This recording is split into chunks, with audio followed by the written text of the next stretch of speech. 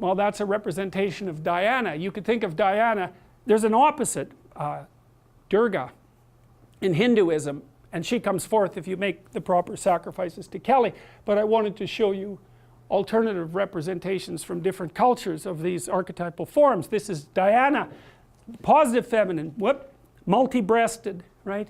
She's the thing that nourishes the world, and so that would be, on one hand, your mother, who obviously protects you from the terrible aspects of fire and danger, but also nature conceptualized as the positive feminine in general.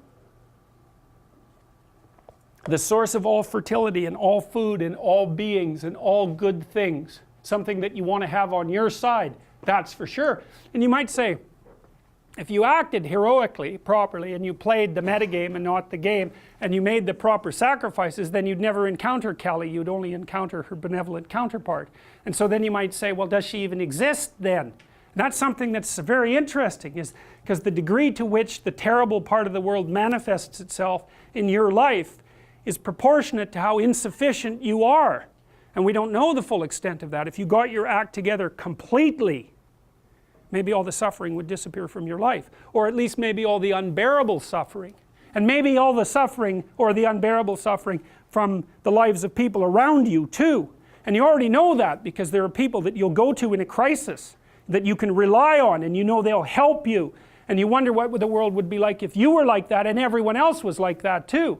We'd have a lot fewer crises, and the ones that we do have would be a lot more manageable. And so when people say, well, why is the world so rife with suffering, one answer to that is because we're not yet what we could be. And at least that's an answer that we have some control over, right? You're not going to talk God out of making the world suffer, that's for sure. And you're not going to negotiate directly with Mother Nature, but you might be able to put yourself together a little bit and see if that works. At least it's under your control. And God only knows what the upper limit of that might be.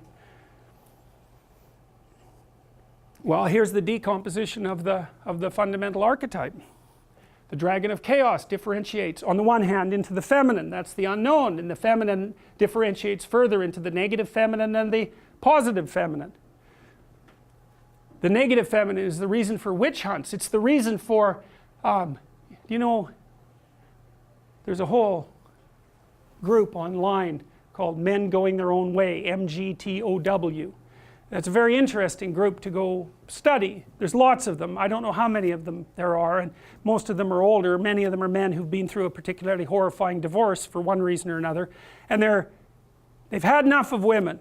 So they tell the young men that they're teaching, never have a permanent relationship, never share your territory with a woman, never share your possessions, make sure you never live together, and don't stay with one long enough to enter a common law relationship, because you will be stripped of everything that you have.